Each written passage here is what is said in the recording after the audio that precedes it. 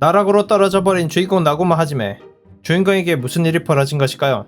때는 며칠 전 학교에서 평범하게 수업을 듣던 아이들은 멸종 위기에 내몰린 인간족을 구하기 위해서 에이스트라는 신에 의해 소환이 되어 마인족과의 싸움을 강요받게 되는 상황에 놓이게 됩니다. 애초에 집에 가려면 무조건 해야 하는 상황이었지만 정의감이 넘치는지 적극적으로 싸우겠다는 의사를 내비치는 불쌍한 학생들, 그리고 이 세계에는 용사 같은 직업들이 존재했는데 주인공인 하지메는 연성사라는 아주 흔한 직업을 얻게 되죠. 그렇다 보니 학교에서의 왕따였던 직업은 이 세계에 와서도 달라지지 않습니다. 며칠의 기본 훈련을 한 끝에 좀 더 레벨을 올리기 위해 학생들을 데미궁에 보냈는데요. 그 중에 하지메도 있었습니다. 초반엔 몬스터를 무찌르며 순조롭게 층을 올라갔으나 어느 한 광석을 찾아내면서 문제가 발생합니다. 이 광석을 카오리가 예쁘다고 하는 순간 카오리를 좋아하던 한 양아치가 그 광석을 얻기 위해 건들자 65기 층으로 이동해버렸고 지금 주인공 파티들이 어쩔 수가 없는 적과 마주칩니다. 여기서 전멸을 당할 위기였으나 하지메가 어그로 끄는 사이 모든 학생들은 안전해졌고 마지막으로 하지메만 도망치면 됐었는데요.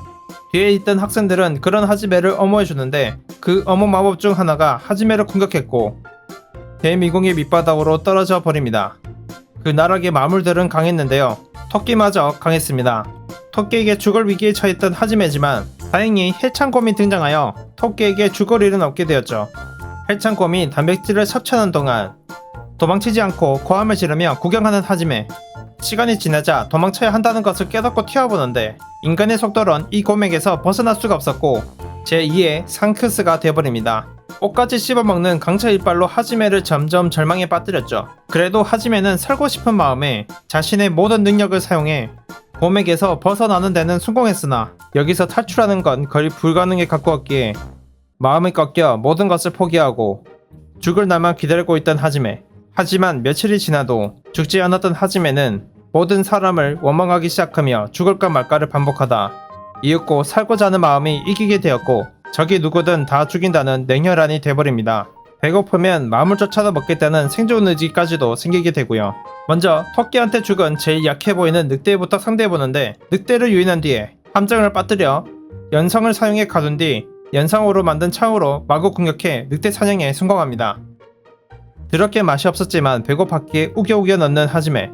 하지만 배고픔보다 더한 고통이 찾아오고 몸 한속은 죽어나가고 있었죠. 다행스럽게도 가까이 있던 신수로 겨우겨우 목숨을 건졌으나 머리는 탈색이 되고 근육은 순식간에 늘어나며 눈은 빨갛게 변하죠. 거기다가 저대는 이랬던 스탯이 마물을 먹자 스탯이 엄청나게 상승하게 됩니다. 그뿐만이 아니라 마력 조작, 늑대의 고유 마법인 전례도 얻게 되죠. 무엇보다 연석의 능력이 업그레이드되어 광석 정보를 볼 수가 있게 되었고 타우르 광석을 사용해 무기를 만듭니다.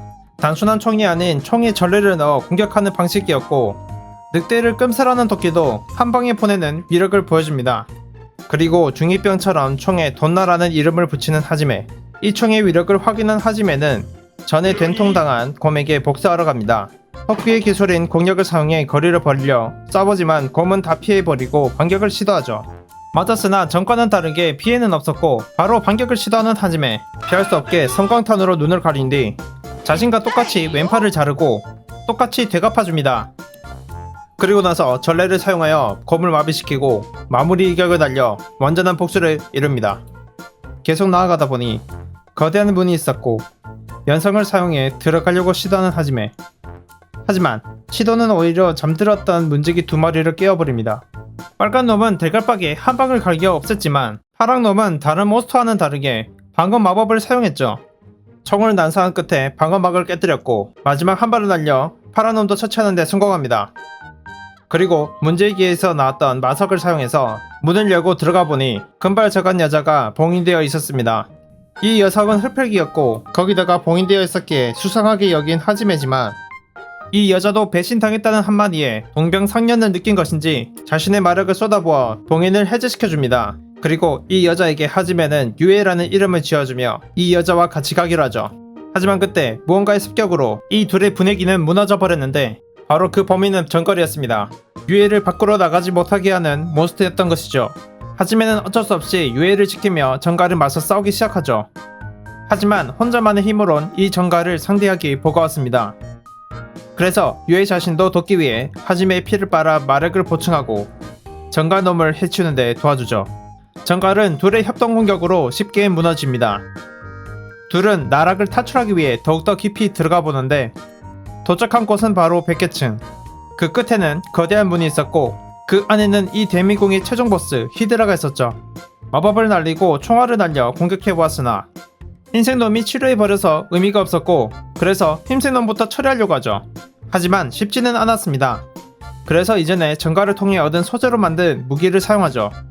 그 무기로 하지메는 흰색을 포함한 3머리를 치료력이 없어진 나머지 머리는 유해가 처치합니다. 그렇게 안심하던 그때 흰놈은 자해를 했는지 살아나 버렸고 그 기습 공격으로 하지메는 크게 다쳐버리고 기절하죠. 유해는 모든 마력을 방어에 부어 하지메를 안전한 곳으로 옮긴 뒤 자신의 미끼가 되어 공격을 유도하지만 얼마 버티지 못해 유해는 죽을 위기에 처하게 되죠. 그렇게 끝났다고 생각할 찰나 하지메가 각성하면서 유해를 구해줍니다. 각성한 효과는 바로 모든 공격이 느려 보이는 것이었는데 이 능력으로 적을 유린하며 가마솥에 넣은 지렁이로 만들어버리고 마력을 회복한 유해가 큰 마법 한 방으로 마무리 짓죠. 그리고 나서 물에 있는지 기절해버리는 하지메. 며칠이 지나 눈을 뜨고 일어나 보니 어느 한 침대에서 일어나게 되는데 주변을 보니 꿈에서 나올 것 같은 곳이었죠. 그리고 좀 더 들어가 보니 큰 재택이 보였고 탐색해 보기로 하는데요. 여기에는 목욕탕, 생활식기 등 누군가 살았던 흔적이 보였습니다. 마지막으로 3층에 있는 방에 들어가 보니 빨간 마법진이 보였고 하지메가 올라가자마자 기억들이 주마등처럼 지나갔고 해골이 되어버린 사람의 영상 기록이 나옵니다. 신에게 반역을 일으킨 반역자라고 소개하며 자신의 힘을 산악을 구분짓지 않고 넘겨줍니다. 그래도 악한 곳에는 쓰지 말아 달라고 부탁 정도는 하죠. 이 힘이라는 건 광물에 마력을 넣어 특수한 성질을 가진 광물을 만들어내는 마법이었죠. 딱 하지메 맞춤 마법이긴 하네요. 유해도 마찬가지로 습득을 했지만 하지메처럼 아티팩트를 만들 수는 없었습니다. 이제 탈출만 남은 하지메와 유해. 방법은 영상에 나온 그 사람의 방에 있었고 그 방법은 반지를 사용해 아까 그 빨간 마법진에 올라가면 되는 것이었습니다. 밖은 어떤 위험이 있을지 모르기에 나가기 전에 신대 마법을 이용하여 2개월 동안 아티팩트들을 만듭니다. 그렇게 밖의 상황에 대처할 수 있도록 준비하고 자신의 고향으로 돌아갈 여행을 출발합니다. 과연 하지메가 돌아가려면 어떤 적을 죽여야 할까요? 안녕하세요. 이번 애니는 같은 반 애한테 배신을 당해 나락으로 떨어져 생고생을 하는 주인공에 대한 얘기입니다. 초반엔 캐릭터가 너무 순수한 얼굴이었기에 호구라고 생각해 고구마를 줄 것이라고 생각했지만 배신을 당한 끝에 성격이 변해버려 사이다 같은 존재가 돼버렸죠. 이 작품은 하지메의 행적에 따라 관전 포인트가 달라지는데요. 제가 리뷰한 것만 보자면 어떤 식으로 하지메가 살아나가는지 또 어떤 식으로 이겨내는지가 포인트라고 생각하고 그 후부터는 하지메가 어떤 먼치킨적인 모습을 보여줄지가 그 포인트가 될 것 같습니다. 여기까지 흔해 빠진 직업으로 세계 최강이었습니다. 재밌게 보셨다면 구독과 좋아요, 알림 설정 부탁드릴게요.